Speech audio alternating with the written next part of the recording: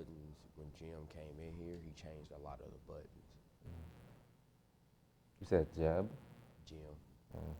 the dude that does like hype videos and stuff now.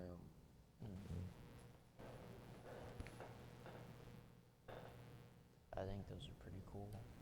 I hope they keep.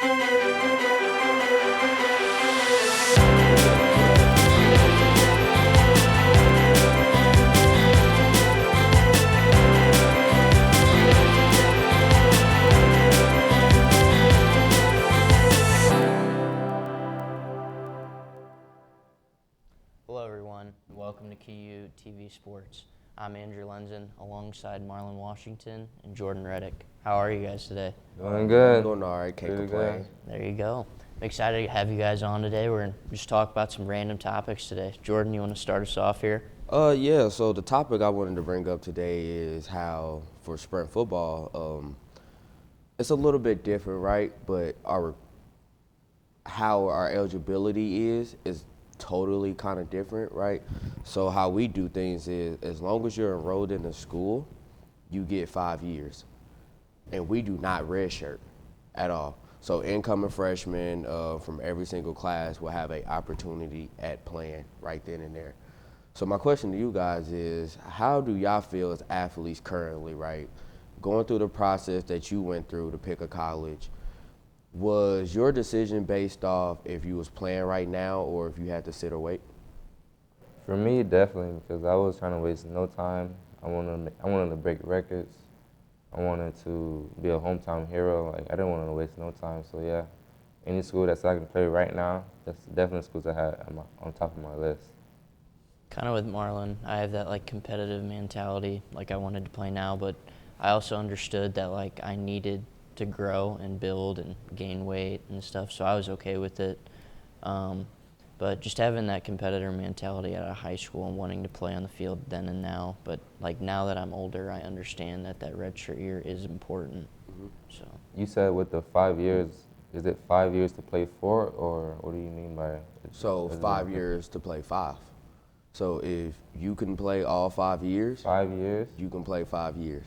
I did not know that. So, like, let's say, like, I play NCAA football, and then I come play sprint football. How many years do I have then?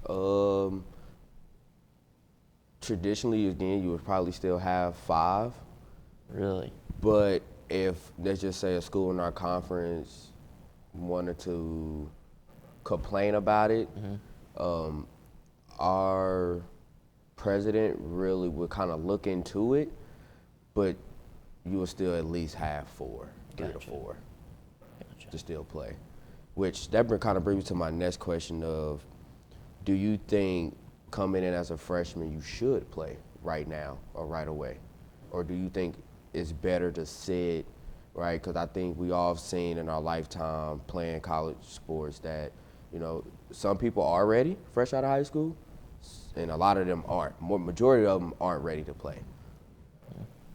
I think it's based on the kids' experience, because really, a lot of our kids that play on our team, some of them only play 1 year of high school football, and they get scholarships, and it's crazy that they're that talented. But other kids, they've been 4-year starters. They played around older people all their lives. So I think it really depends on the kid's situation and how much experiences they have.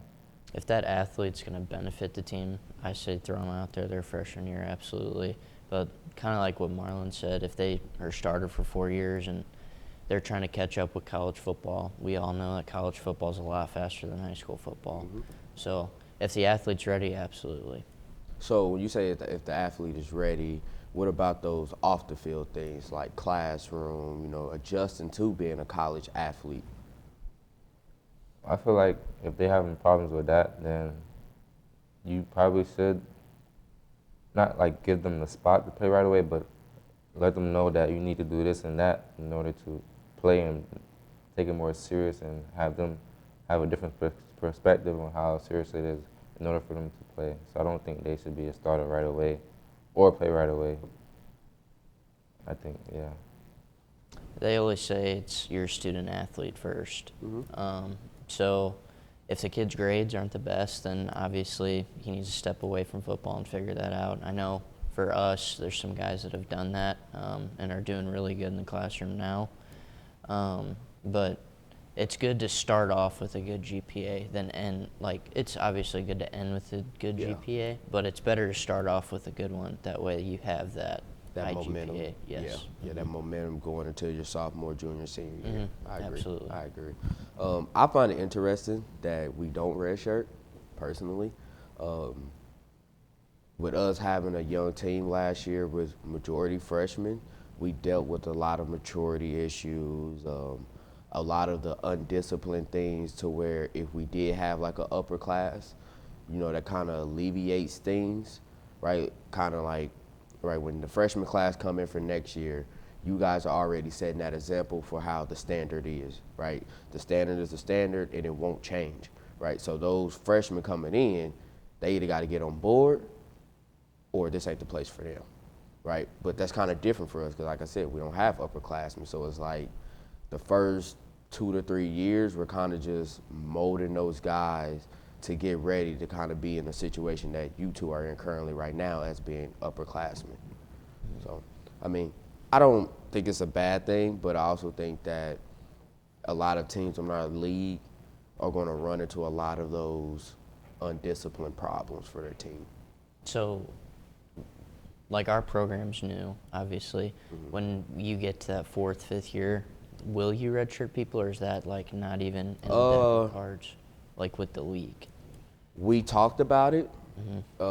Every team is really different. So for our team, we talked about it, but we also, as far as a team roster size, we aren't going to be that big. Generally, we'll probably want to stay around the 80, 85 range to prevent us from having to redshirt people. So like right now, this incoming class will be up to like 85, between 80 and 85, right? But we will only travel 65, right? That other 20, they necessarily doesn't mean they're going to redshirt. It just means that week they ain't traveling or they're not playing. So, but it still leaves out that opportunity for them to earn them a chance to play, right? Whether it's special teams, offense, or defense. Gotcha. That's awesome. So, Marlon, what's your topic today? Today I want to talk about the involvement that we have on campus. My class was recently talking about the events we have and the games that they don't know about on the school, so they don't come. And I want to wonder, what do you guys think that would impact, or it would be a bigger student involvement rate on our campus? Like, what do we think would? I think social media is a big part of it too. I think posting it everywhere, and not only just in students' emails, but like on social media so they can see it. And also the coaches at the sports that they're involved with, like here at QU, I think 85% of athletes are students here. Yeah. So I think if their coaches brought it up to them, like, hey, there's a soccer game tonight, hey, there's a volleyball game tonight, there's a baseball game tonight, you have to attend it. Not you have to, but they would really like that. I feel like that would bring more people around and wanting to watch the games and have that student body atmosphere. Jordan? I think more sporting events here need to have different promotional events, right? I've been to several games where it was just a game, right? It wasn't even like the simplest thing of a military night or teacher appreciation night or make up some college student night. Something to just get the community involved more, to get the student body involved more. I also think every team needs their own tradition. Yeah. Right. I bring up the XFL, for instance. The DC Defenders, they do the beer snake, right? I think every sport here needs to figure out what their tradition should be, right, and then run with it. Like, for instance, ours would be the Hawk Walk, which, because our locker room is at the stadium, so like when we walk out, we kind of walk in between the crowd a little bit, right? There's not really security there, but we don't feel like a security risk or anything like that. But it was one of those things to where we was able to shake fans' hands as we was getting ready to enter the field before the game. So we take pride in that. That's something that we really want to do. We want to start getting the community involved with it, the kids. I think it'll be a fun experience that if every sporting event here finds their own tradition and then just run with it. Definitely, I definitely agree with that. Yeah. I mean, even when I was a player, when I played at Ottawa, after every game, if we won, we sung the fight song right in front of the crowd, home or away, right? Again, every sport needs to find something to kind of make it interesting for the fans to be like, okay, I want to go to that game because I know we're going to do X, Y, Z there. For me, I feel like the best way to inform us, because I know people, they have to search online just to figure out themselves if it's a game. And I feel like the best way to do that is by text or like an app for the students, so they can have like an app, and then when they're ready to go to the game, they can like bring other students. They can make a theme and like a blackout jersey theme, so nobody will be alone, and they will sit together, so nobody feel alone, and they will feel more involved in the game rather than just going by themselves and just not no involvement. That's why I feel like we'll increase the. I feel like a text like that would definitely help Yeah. a lot. Because, I mean, our stadium, the football stadium, for instance, right, for how it's built, it's built to where fans are able to be either standing around the field as we play, you know, like right behind the goalposts and the trees right there, right? We do have the small stands on our sideline where we both stand on, and then we have our normal stands. I feel like like you said, right, we have a blackout game, a whiteout game, grayout game, whatever game, right? We have rally towels, things like that to, again, let the community be involved, right? I think I've heard people say they would like to start doing meet and greets with the community, right? So the community know who they're cheering for, especially in football. When you got a helmet on and we're not fortunate enough to have the names on the back of our jerseys. So it's kind of hard to be like, oh, number 11 is my best player. Well, instead of saying Marlon Washington, that's my best. I like him. That's the guy I want to see every single Saturday, right?